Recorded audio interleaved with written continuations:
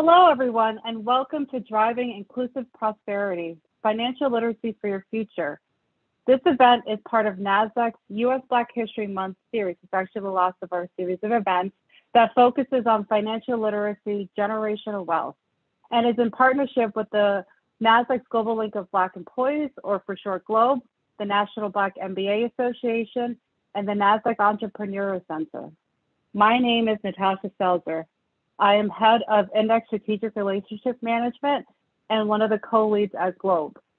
A little bit background on GLOBE. GLOBE provides a platform for connection and collaboration for employees who have an affinity or interest in Black, African, African American, and West Indian cultures here at NASDAQ. GLOBE aims to empower success of employees with initiatives that promote professional advancement, provide networking opportunities, and build mentorship, advocacy, and community outreach efforts. These programs will in turn support NASDAQ's purpose of championing inclusive growth and prosperity. With initiatives such as these, NASDAQ is able to better provide stronger economies, create more equitable opportunities, and contribute to a more sustainable world to help our communities, our clients, employees, and people of all backgrounds to reach their full potential. Next, I'd like to highlight a little on the National Black MBA Association, which was conceived in 1970 to help Blacks coming into the corporate sector, largely for the first time, where they share their experiences and insights to help make the journey easier. I also wanted to mention that GLOBE is in partnership with National Black MBA Association and will be partnering in the 2022 Virtual Career Job Fair. This is the first of their fair this year that will be held virtual on February 24th. And lastly, the Nasdaq Entrepreneurial Center, which is a nonprofit that is building a better path for entrepreneurs worldwide by improving inclusion, access, and knowledge in entrepreneurship. As you may have seen in the chat, the Nasdaq Entrepreneurial Center, along with their partner, Mentor Cloud, launched a free mentor matching platform for entrepreneurs called the Mentor Makers, which I am a member of, a mentor there rather. You can create your own advisory board to guide and inspire you with the moment mentorship from topic experts and professionals dedicated to providing exceptionally mentorship to entrepreneurs across all races, industries, and geographies. You can find or become a mentor today by using the link in the chat. Entrepreneurs are the dreamers, the doers, and the visionaries who are not just solving the problems of our communities and world face today. They are those who will create a better future for society as a whole, or a better future for our tomorrow.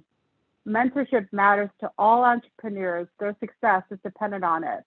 With that said, we would like to open for live Q&A at the end of the event.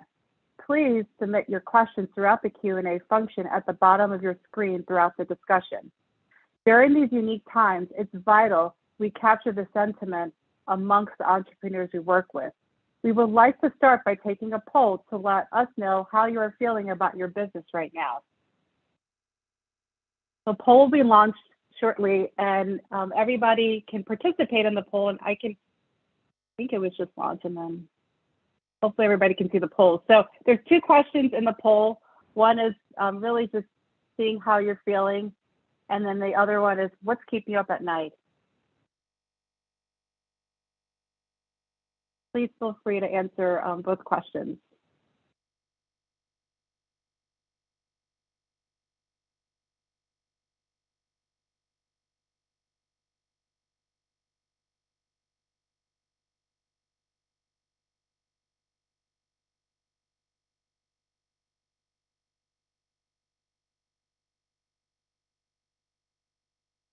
Great, so the results are in. We have, most people are feeling optimistic. So more than half of the audience is feeling optimistic, which is great. Super excited to see that. And then as far as what's keeping you up at night, without a surprise, it's finance. About 45% of the audience felt finance was keeping them up at night. And I just want to point out here that the center, the Nasdaq Entrepreneur Center, actually offers courses in each of these respective items that are keeping entrepreneurs up at night. So please, look on their website and you'll find more information on that. Okay, well, thank you for everybody who participated in that poll. without any further delay, please join me in giving a warm welcome to our panel and our moderator. First, I'm going to start off with the moderator, Craig Bow, who's a senior product analyst at Nasdaq North American Market and a marketing co-lead of Globe. He's also a recipient of the 2021 Nasdaq Purpose Champion, and he will be the moderator for today's discussion. Craig will be joined by Henry Pierre Jacques, co-founder and managing partner at Harlem Capital, where he focuses on fund strategy, partnerships, value-added opportunities, and financial analysis. Second, we want to welcome Kelton Crenshaw, who's an agent, attorney at Clutch Sports Group, and is a current NFL agent who was born and raised in Cleveland, Ohio. And finally, Michael T. Pugh, who's president, CEO, and board member of Carver Federal Savings Bank. Michael is a banking veteran for more than 29 years. Thank you, moderator and panelists. Now over to you, Craig. Wonderful. Thank you for the excellent introduction, Natasha. That was great. As a quick introduction myself, good afternoon, good morning, good evening to my fellow NASDAQ colleagues, both here in the States and across the globe, as well as our global audience as well. Thank you for joining us today. Hi, my name is Craig Bill, and I'm a senior product analyst here at NASDAQ within the North American markets team with a focus on US equities and particular transactions.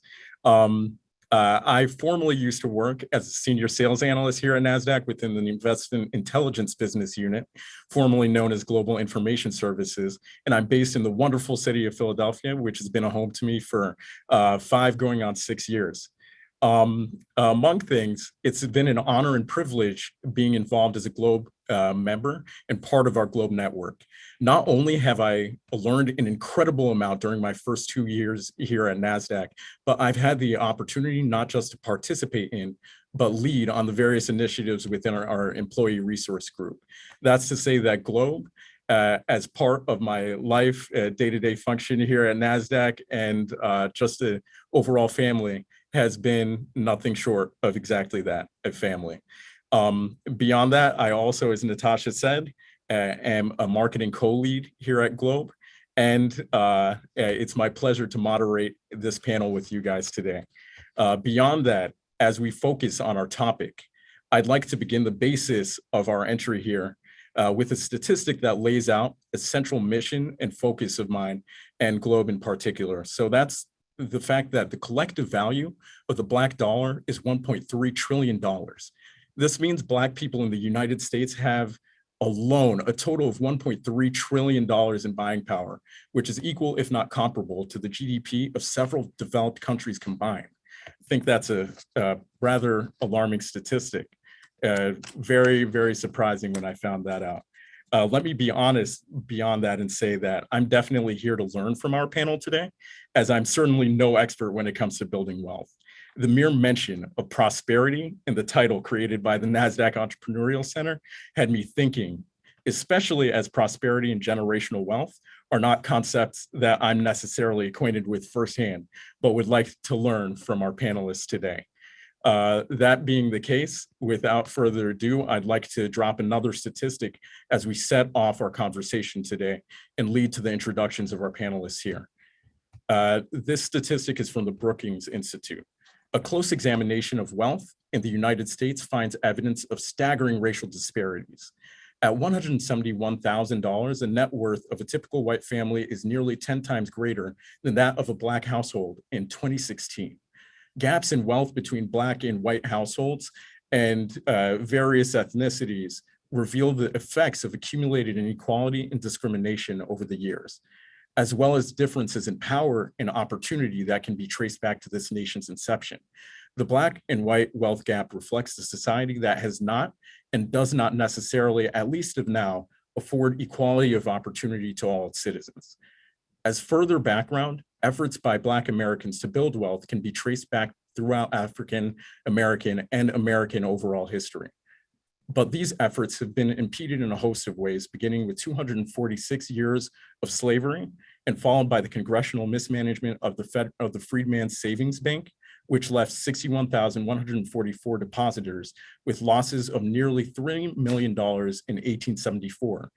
The violent massacre decimating Tulsa's Greenwood district in 1921, which was a population of 10,000 that thrived as an epicenter of African-American business and culture, commonly referred to as Black Wall Street. And furthermore, discriminatory policies throughout the 20th century, including Jim Crow era's Black codes, strictly limiting opportunity in many Southern states. The GI Bill, the New Deal's Fair Labor Standards Act, exemption of domestic agricultural and service occupations, and of course, redlining policies. Wealth was taken from these communities before it had the opportunity to grow. Let's figure out a solution. So joining us today is our wonderful panel that I'd like to introduce as Henri Pierre-Jacques, co-founder and managing partner at Harlem Capital, Kelton Crenshaw, agent and attorney at Clutch Sports Group, and Michael T. Pugh, president, CEO, and board member at Carver Federal Savings Bank. Hopefully my friends here today can help us find a solution and also provide some more insight to the topic at hand today, which is driving inclusive prosperity, financial literacy of today. As we begin, I'd like to kick off by a few questions. So I'd like to start with Kelton. Before I lend us to the question segment, I'd like each individual on our panel, of course, to provide their own individual introductions. So Henri, can you please start? Yeah, no, thanks for having me. I'll keep it brief. Henri, originally from Detroit, Michigan, first generation Haitian American, currently live in Miami, was in New York for 8 years before COVID. Started Harlem Capital 6 years ago, $174 million fund, largely focused on Black, Latino, and women founders at the seed Series A stage in the US, Africa, and LATAM.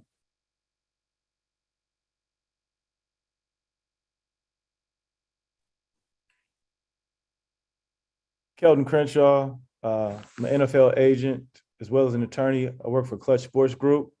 I've been in the sports business about 20 years. I met Rich Paul in undergrad, and I've had the opportunity to kind of help him build what he's built at Clutch, and play a small role. And when he started the football division a couple of years ago, I came over to help build that out. We started with 14 guys. Now we're up to 65. Thank you, Good Henri. afternoon, everyone. Oh, go ahead, Michael. I was about to introduce you. Good afternoon, everyone. Michael Pugh, President and CEO of Carver Bank Corp, which is the holding company for Carver Federal Savings Bank. I am a 30-year banker, classically trained in financial services, worked for two of the larger financial institutions, Citizens Financial Group and Capital One, for the bulk of my career. And I've spent the last 10 years at Carver Federal Savings Bank. And just a Reader's Digest version of Carver Federal Savings Bank, it was founded by a group of African-American, Caribbean Americans in New York, greater New York City, for the purpose of elevating and addressing the wealth gap that has systemically existed within our communities. Happy to be here. Thank you guys so much and appreciate your introductions. I'm excited to learn from you all today during our conversation. So let's start with a few questions, as I mentioned before, leading with Kelton. Kelton, in addition to the work you're doing at Clutch Sports Group, you have an interesting entrepreneurial history. Can you talk a little bit about these first endeavors of yours and what you would have done differently knowing what you do now? Yeah, so, like I mentioned earlier, so Rich Paul and I went to undergrad together. Shortly after the time that we met, he started working directly with LeBron. And, there was an opportunity to kind of help facilitate and manage, from an event management and marketing perspective, all the activations that LeBron's brand partners were executing throughout the country. So we created a small marketing and promotions company called 8081 that was pretty popular, and I guess you would say from like 2007 to 2015. And during that time, I would say just some lessons that I learned and maybe some things I would have done differently was just kind of really, understanding how to differentiate the difference between a business and a hustle. I feel like a lot of times as African Americans in our community, when we open up businesses, we treat them more like hustles, which is nothing wrong with that. But if you have to be aware and cognizant of that, because sometimes, you know, you have issues with scalability and, you know, really building the business the proper way if you treat it as such, because you can get into, it's kind of like a vicious cycle where if you're not there, the business doesn't run right, and, you know, things of that nature. And again, you know, just building infrastructure at the early stages of business, you know, creating a business, being deliberate about putting the right people in place and hiring, you know, with, you know, building through human capital are important with regards to scalability. You know, some things that I probably wish I would have paid a little bit more attention to when I was starting out. But, you know, I'm not, you know, I wouldn't be where I am today if I wouldn't have learned those lessons. So I'm not super mad about it, but those are some things I would have done differently for sure. I think we can all learn from that, Kelton, in that I'm just getting started, especially on my financial career as well. There are a lot of mistakes that I've made in the past already and a lot of things that I'm learning now. So thank you for letting us know that you're among us in the fact that there's a learning curve and this is all part of the journey too. Henri, so you've had a lot of capital market experience throughout your career. How did your path lead you to co-founding Harlem Capital?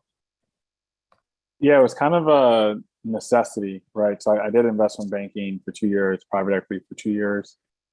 Started angel investing 6 years ago, and we largely were investing into Black, Latino, and women. Jared, my partner, and I went to Harvard Business School. We were roommates, started recruiting for venture capital jobs. And we worked at a Black-owned private equity firm in New York called ICB Partners. And after working for Willie and the team, didn't really want to work for white people, to be frank. And so started recruiting, and 99% of VC funds are white-led and there's no Black partners. And so it was pretty clear, like, if we wanted to continue working for people of color and also investing in people of color, that we were likely to have to start our own fund. You know, this was 2015, or we went to business school 2017. This is 4 years ago. This is pre-George Floyd. There were a handful of Black-led funds that were above like $15, $20 million. And so really like turned to Jared and said, hey, like, this is what we want to do. Why don't we just, you know, use our angel track record and raise a fund? And so between our first and second year of business school, we launched the fund and ended up raising $12.5 million during business school, and then another 28 once we graduated. Then closed the first fund of $40 million November 2019. So that's, you know, it really wasn't like we didn't plan it. Like, we kind of went into business school thinking, okay, like, we're just going to recruit and we're going to business school to get a job. I think we just realized like what our passion was. And even though we came from private equity and like had never worked in venture capital, we were more focused on the mission than we were like the asset class. And so since we wanted to invest in people of color, it was pretty clear based on where businesses were from like a stage financing perspective, you couldn't do that in private equity. You had to go to venture. And so we said, hey, we want to do this. Like, let's figure it out, and we'll do early stage venture so that we can actually back the communities we want to invest in. That is such an insightful story too, especially as you've gone through that journey with massive volumes of capital that you are redistributing into the community as well. So really interested to learn from your experience, Henri. Michael, you worked your way up to role as CEO in 2015. How was that experience for you? And were there hurdles you faced along the way? It's a great question. So I'm a Detroit, Michigan native. I hear a few other Midwesterners are on this call or see, and that's certainly great. And I started my career as a part-time teller. Frankly, it was a means to helping to supplement some disposable income while being in undergrad and trying to figure out the next stage of my journey. I come from a family of healthcare providers, and so the conversations that we often had at the table, my family, were about healthcare solutions and helping to take care of patients at a time when they were most vulnerable. And so it was somewhat of a kind of a psychologically embedded that I would always be a part of something that involved, providing solutions and ultimately helping to provide care for someone.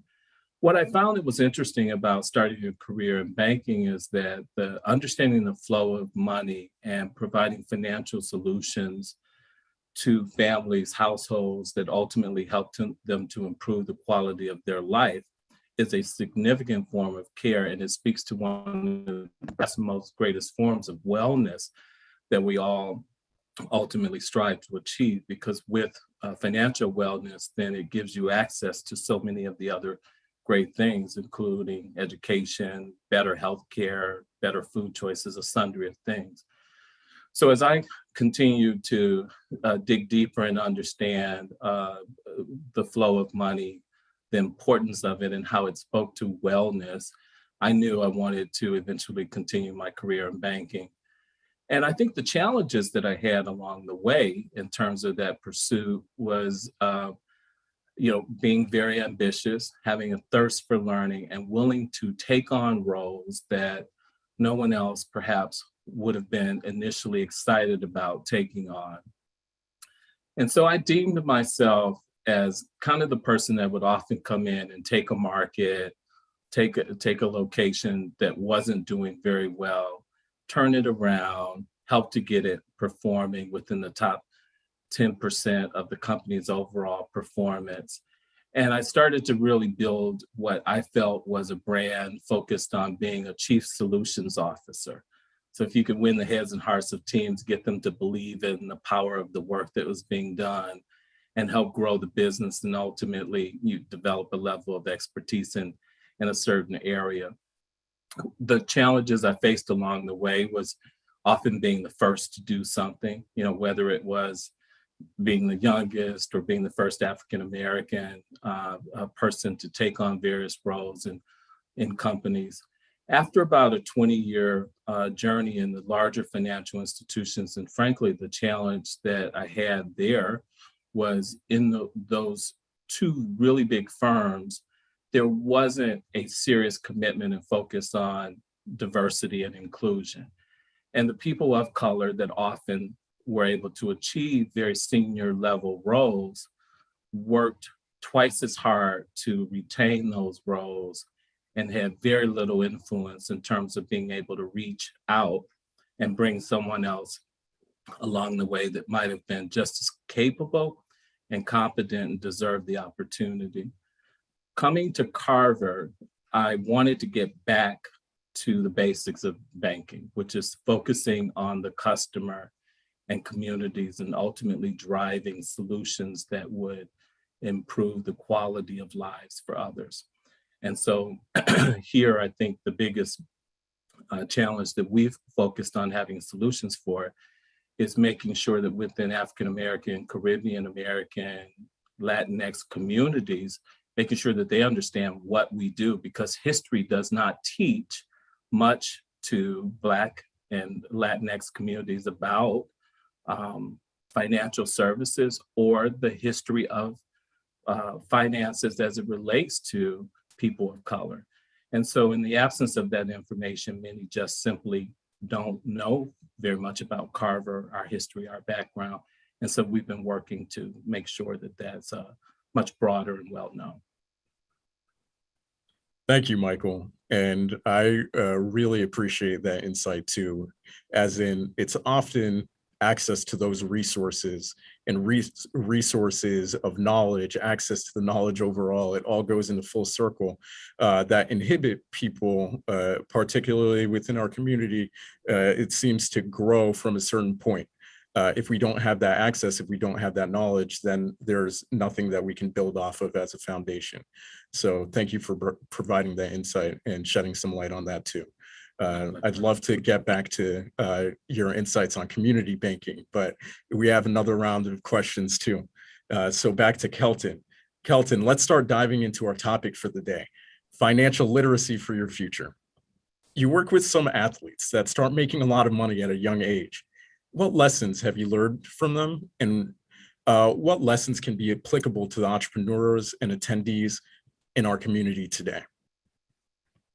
Well, I would say, one thing I've learned from the athletes I work with is, putting the right team in place in regards to financial advisors, attorneys, agents, et cetera, business managers, things of that nature, which are very relevant and applicable to business owners. When you're starting out, even if you can't afford to, have somebody in-house, building relationships, maybe exchanging services to bring those, different team members on board, it is very helpful, especially at the outset of your business. Another thing that's important is aligning yourselves with the right storytellers, right? So, if you have a business and, sometimes you may want to go out and market your business, or you may align with someone. You have to make decisions on what's the value add beyond the dollar figure. And that's something that I try to advise my clients on a lot. Sometimes you might have a situation where one company is paying, considerably more for a partnership, but they may not have the reach, they may not have the resources, they may not have the infrastructure. So we may take a lesser amount because we'll know we'll make the money back by aligning ourselves with a bigger, more reputable, a brand that's better at storytelling, things of that nature. So those are also things as a business owner, when you're networking and you're collaborating with other businesses, doing business to business, creating business to business opportunities, you want to make sure you're aligning yourself with the right people. Absolutely. Thank you for that, Kelton. Now, Henri, you work extensively with founders on unlocking their financial future. What advice do you have for people in the early days when it comes to thinking about fundraising and their business trajectory? Are there alternatives to venture that you often suggest to entrepreneurs who don't necessarily fit the VC model? Yeah, so I think financial literacy and VC funding are two separate topics. I think from a financial literacy standpoint, my mom had me read Rich Dad Poor Dad by Robert Kiyosaki when I was in middle school, which is probably one of the most influential books I've ever read in my life. So I highly recommend that. It has a game called Cash Flow, which is basically Monopoly for adults, which we actually used to play. So I think, one, it's like, what are the sources of things you're learning from to start early on? Even today, for me, Twitter is a great resource if you actually curate your feed and just follow people who share really, wealthy knowledge. I think it's super fascinating. And obviously others who are on TikTok and there are other kind of platforms, whatever kind of suits you. I think from a financing standpoint, separate from personal finances, VC is a very small asset class relative to the other dollars. And so I think ultimately what gets construed is that if you have an early stage business or you're a startup, and a startup just means you're a new company starting, it doesn't imply that you're necessarily tech enabled, which is where most of venture dollars are going to companies that are in fintech, Web3, e-commerce, wellness, consumer tech, etc. So I think just be very mindful. Just because you start a new business doesn't mean that it's a startup that's made for venture. But if it is a startup made for venture, then follow me, follow Harlem Capital, a number of resources available to kind of figure out who's best in place for there. If you're not applicable for venture, then there are other resources. They're probably less vocal about it, which is why it's harder to find.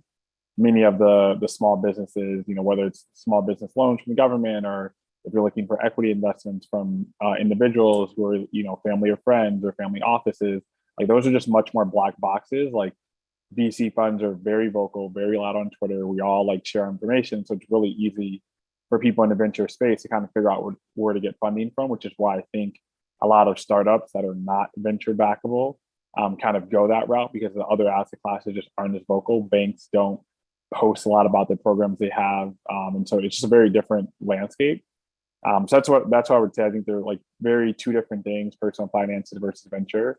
And if you're not a venture backable business, I would, realize that it is harder to kind of find out what those resources are, but they are available. Venture has only been around for 30, 40 years. So people have been getting funded outside of venture for decades in this country. And so don't be construed by all the publicity solely around venture and think that if I don't get funding from Harlem Capital as a early stage Black business, there's nobody else. That's just not true. Understood. Thank you, Henri. Now, Michael, financial literacy from a banking lens can be a complex arena to navigate. What are some important ideas to focus on as an entrepreneur and as an individual? question. So I think there's a few things. One, I always think about taxes, really understanding the benefit of filing a true and proper tax return and what taxes ultimately mean to the wealth generation and generational wealth components. I strongly recommend that for many small businesses to seek a trusted tax advisor and work very closely with them. We saw that during the pandemic with the CARES Act and the stimulus program for PPP, many small businesses were left out, particularly African American, Latinx small businesses, because they frankly just did not have the resources to help them navigate through some of the documents, particularly on the tax side. I think the other key component is understanding critical elements in households, like the importance of retirement planning and how to structure that in a way that's affordable. It's not uncommon for many households that are at a moderate income level to believe that they can't afford to save for retirement, but the deductions for 401ks or pensions are often pre-tax. Well, in most cases, they're pre-tax. And so there's a true benefit. I'm reminded of a time when I didn't think it was something that I could afford to do in my early 20s. And having worked at a bank branch during that time, a financial planner sitting next to me at his desk said, "You can't afford not to do it. And let me tell you why." And it was the result of his education that he imparted on me that allowed me to be in a position with just 5 years later to purchase the first home for my family and I.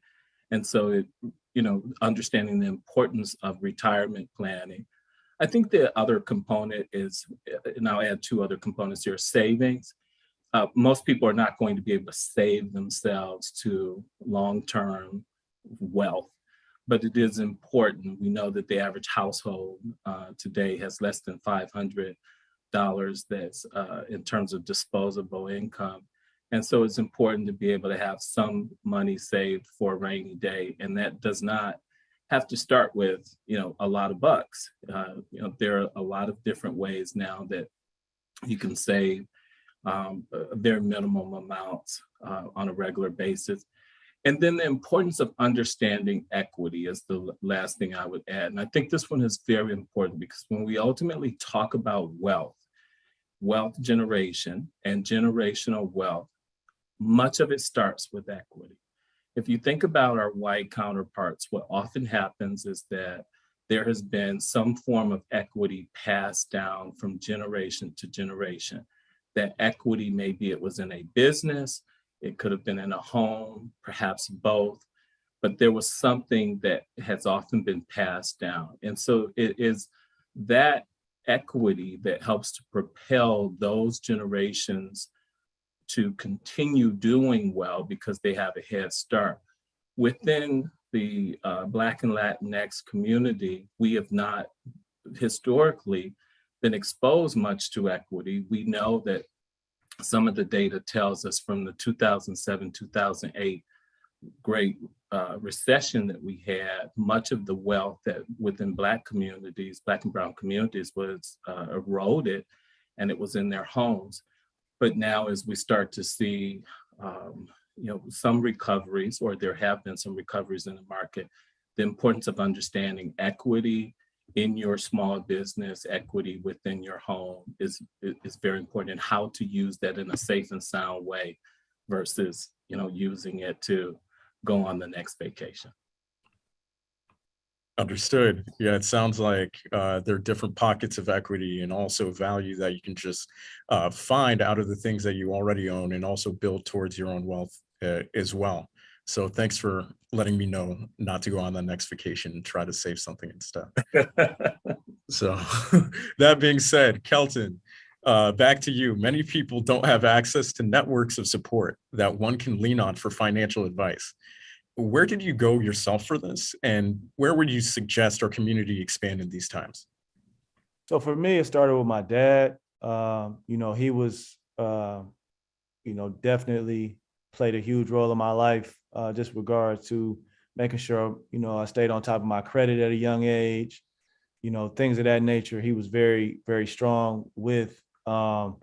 But my dad also was not very, his risk tolerance was pretty low. And, my friends, you know, I'm blessed to have a great, peer group, guys like, Rich Paul, Emory Jones, they're constantly, going out, taking chances, calculated risk, but, you do have to, once you kind of set that foundation, you do have to, put some money out there, invest in things, take a chance on, seeing a return, whether it's, through the stock market, other people that you may, be in your network that have opportunities that you come across, helping them out and taking a return and building something with them.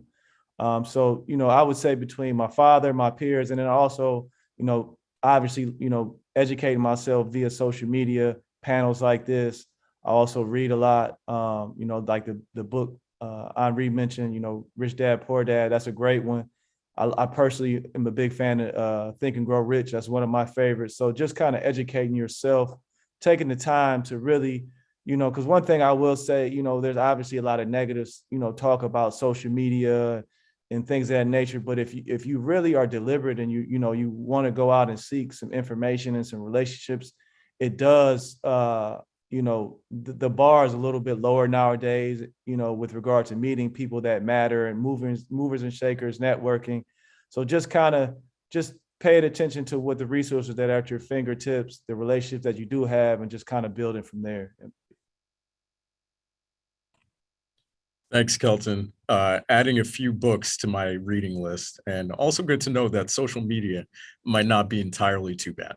Now on to Henri. What are some best practices that you would advise our founders of color follow when it comes to fundraising and its journey? Yeah, I mean, I think everything in life's a people's business. My old boss used to say that. I think it's proven to be extremely true for me. So I think the first thing is like try to meet as many people before you need to fundraise. So you've built relationships, they can use you as references. Like the reality is particularly for venture capital, whether it's the VCs or the LPs, like this is a big FOMO game. Fear of missing out. People want to be in things other people want to invest in, right? Or what we say internally is like winners win. Like people want to be around winners because it's cyclical, right? And so I think that's very powerful. And fortunate or unfortunate, like the network part is true. And for a lot of people of color, like we haven't been in those communities like where there are, dollars being large dollars being kind of allocated. So you have to be very conscious of that, right? And so whether that's like you're joining certain programs or being a part of certain groups, and whether that's sports groups or professional groups, like we have to be mindful of that.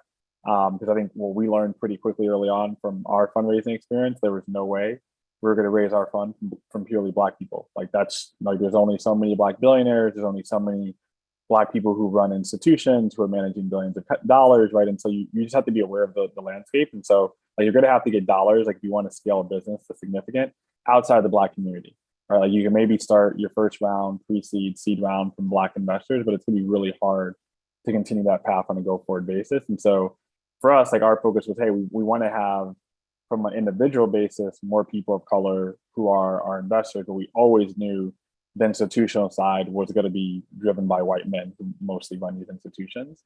And so that networking component is very important because, for us, you're trying to prove as a 30-year-old Black man, we were fundraising for our first fund. I was 27. Hey, I'm a 27-year-old Black man raising my first time fund, investing in the earliest stages of venture, which is the riskiest asset class. I'm also investing in only people of color and women. Like, do you want to give me money? Like, that's a really hard ask for somebody who's not in the community, understands that problem, right? So I'm like, unless you have like that personal relationship, and many of our investors came from, I have a mentor who sits on the board, or, one of our HBS professors sat on the board of a foundation.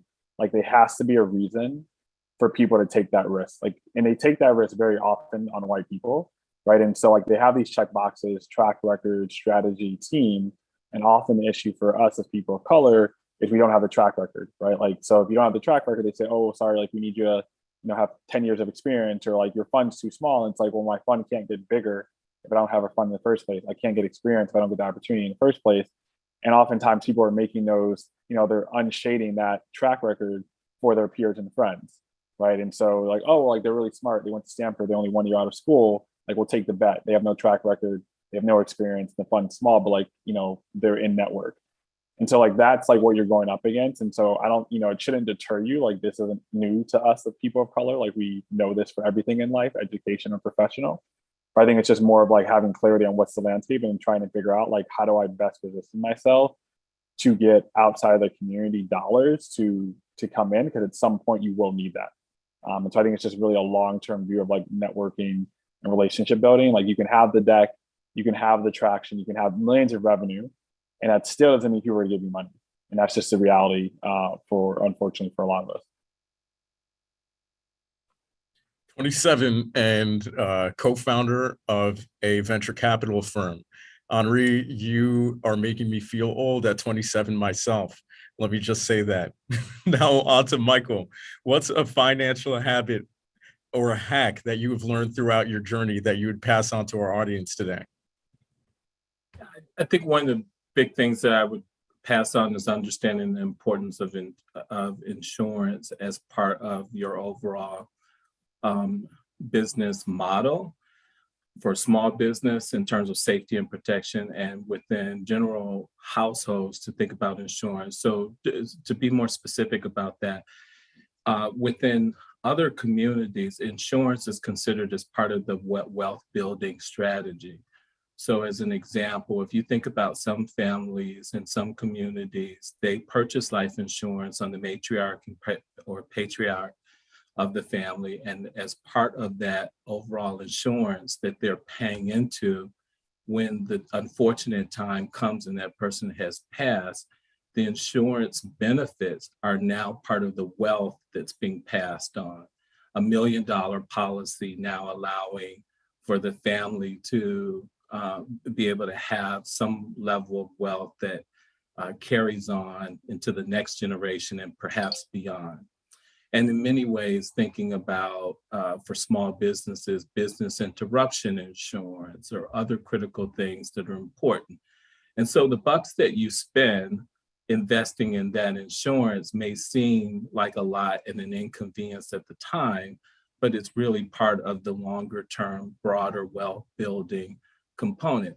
What we often know within Black and Brown communities is that within businesses, small businesses, we don't have business interruption insurance or some components there that are very important, or within our families, we have not historically thought about life insurance as part of a wealth building strategy. We tend to think about burial insurance, which is enough to be able to help cover, sending a proper burial for a loved one.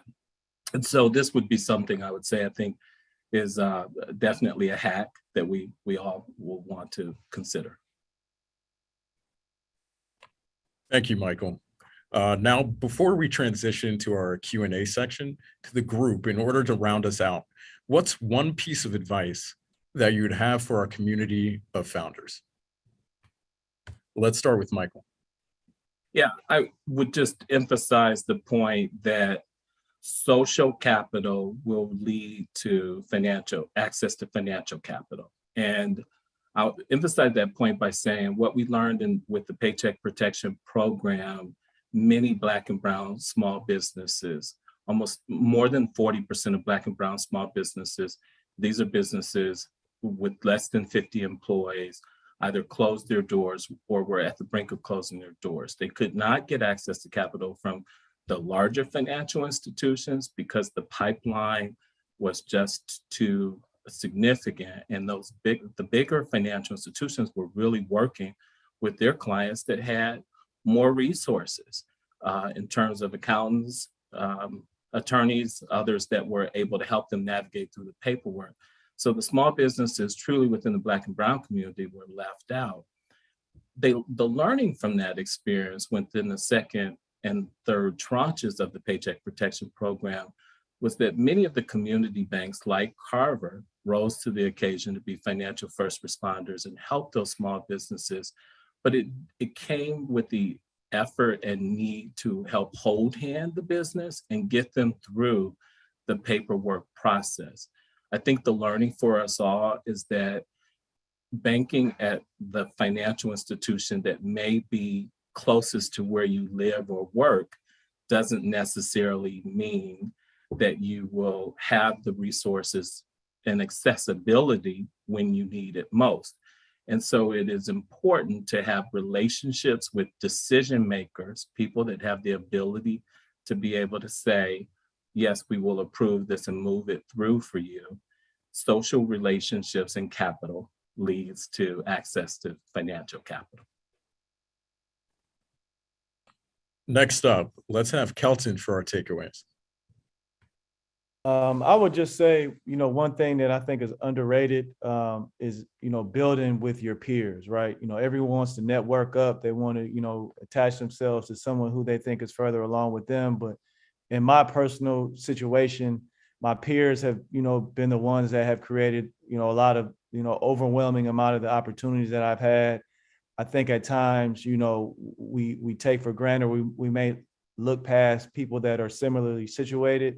But a lot of times when you're networking with people that are on the same level as you guys can exchange resources to kind of help build each other up and really help, each other take things to the next level.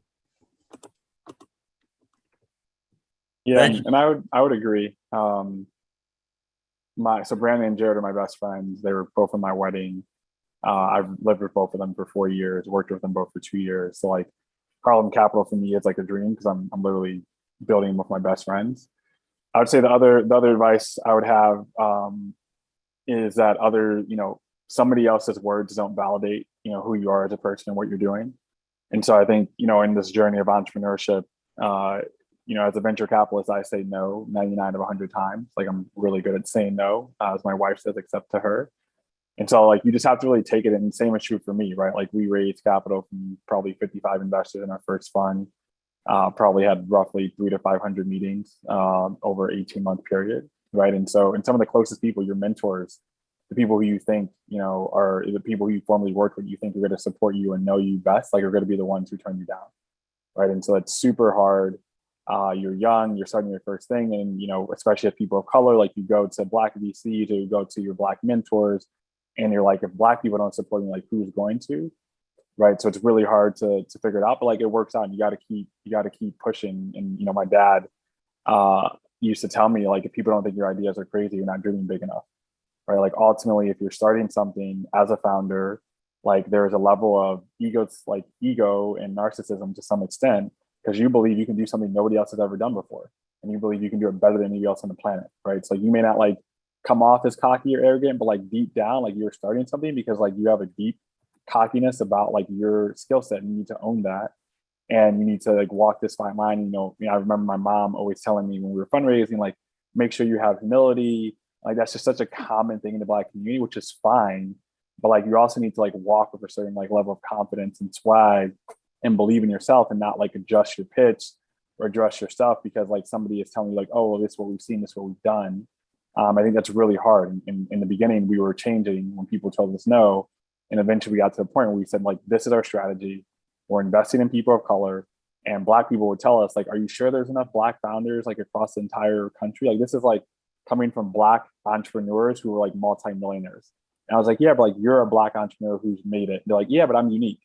Like, right? Like it's wild and it's gonna happen. And unless you have like deep conviction in yourself, like you're not gonna make it. Like the founder journey is extremely hard. It's very high highs, very low lows. And you have to have a deep belief in yourself, and you have to be able to like take those no's and not adjust who you are as a person, and get validation from others. And to our audience, you heard it yourselves from Henri Pierre-Jacques. Believe in yourself. I love that takeaway. So let's transition to our Q&A section. I'll be fielding some questions that we've had from our audience and our attendants. Let's start with one from an anonymous attendee.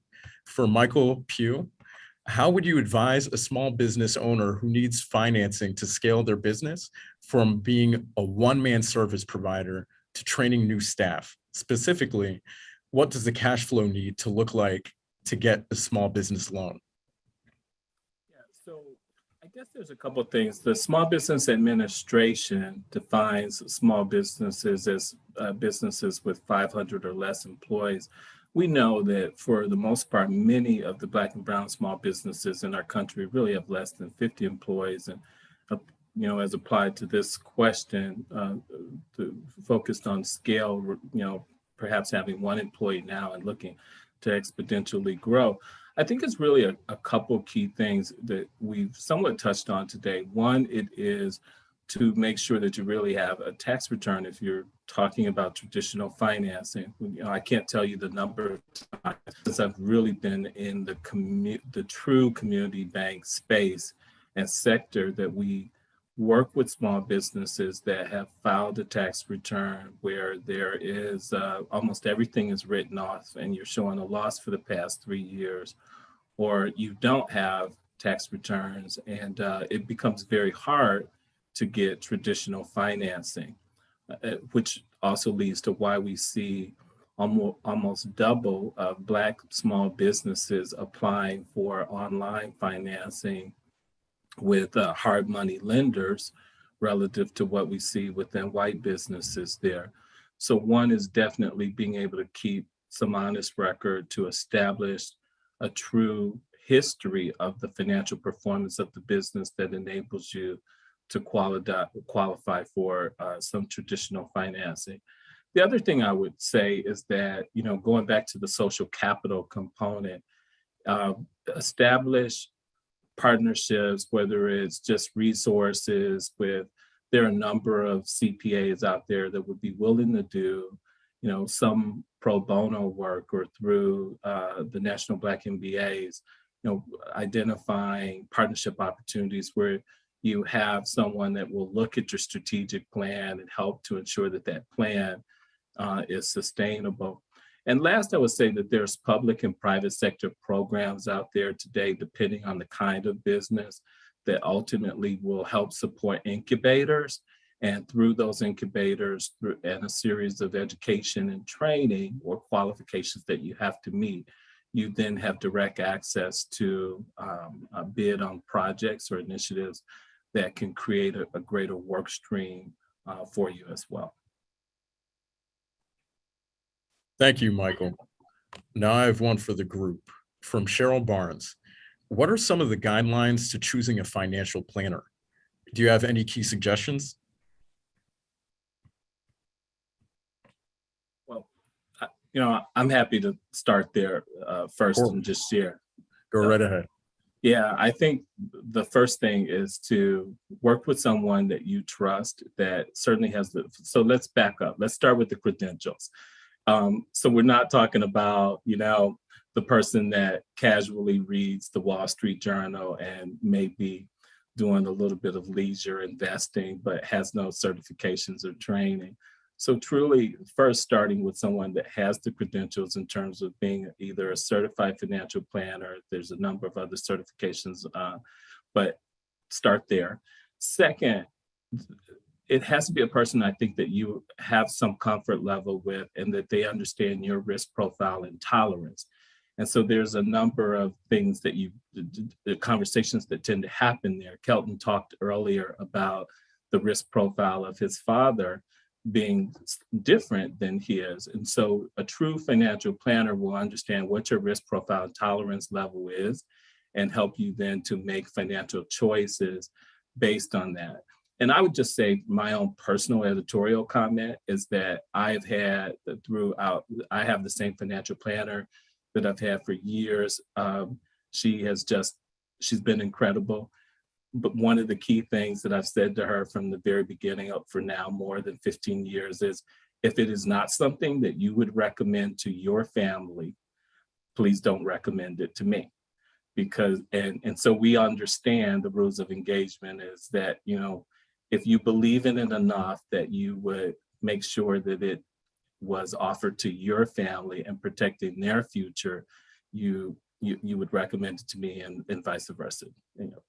So those would be, my recommendations. Thank you, Michael. And I feel like that boundary setting is important, especially as it pertains to your own personal finances too. I'll open the question up to anybody else who wants to pitch in. I don't have one yet, so no comment. Right. Okay. Give me a call, Henri. We'll take care of that for you.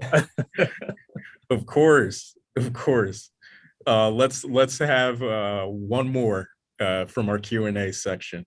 So for Henri, you're up. What kind of Black businesses do you fund? And is there a revenue threshold needed before founders can apply for A-series funding? Yeah, so we're technically industry agnostic. I would say the majority of companies we invest in are in fintech, Web3 crypto, e-commerce, enterprise SaaS, or consumer tech. Probably 80% of the companies we invest in are in those 5 sectors. From a revenue perspective, if you're in fintech or Web3, you're likely pre-rev. If you're in any other industry, you're likely post-rev, right? So like the market does matter because investors are paying up for fintech and Web3 today, even if it's pre-revenue. So I think it's just important to like understand like kind of where you sit based on like what VCs are, hot for their markets. But that's kind of where we are. But then if you go to harlem.capital/pitch, there's a much more detailed kind of view of like what we're looking for. Wonderful. Thank you for that. Let's throw one to Kelton. Kelton, any thoughts with regard to striking a balance with respect to business and family and personal life, especially during the early stages of business and different points in the business's expansion? That's a tough one. My wife is sitting across from me. She chuckled. I'm sorry to put you on the hot spot. No, it's all good. So, I mean, that obviously, is something that we all strive for every day. Personally, for me, as I've become a little bit more mature on my journey, I've realized that you have to really set boundaries and be deliberate about your time. Whether it's, working out, reading, meditating, praying, whatever you do, family time as well. You have to really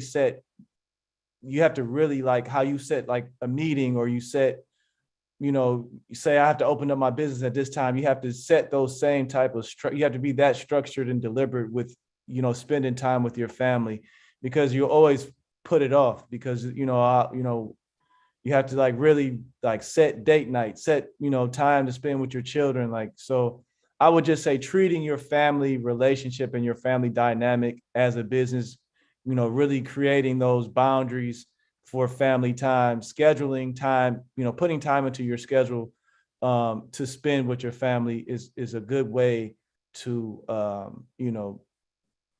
strike that balance. Thank you so much for that, Kelton. One thing that I'm getting out of that is intentions, and setting your intentions is really important for your success. Without further ado, it looks like we're at time, actually. That happened and that passed very quickly. So time flies when you're having fun. Without further ado, I will pass back to our MC, Natasha Selzer, to close us out. Thank you all for attending. Thank you to our panelists for holding an exceptional session. Really looking forward to continuing this conversation.